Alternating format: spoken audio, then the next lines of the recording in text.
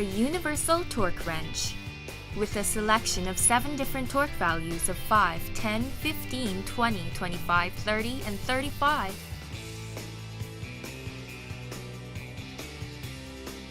The contra-angle torque is used to remove or insert a full arch bridge. It is also a great tool to remove or place a healing abutment for patients with limited opening space. The torque will make a sound when it reaches your set NCM. The unscrew or screw option helps you differentiate between 2 uses with a turn of the hand.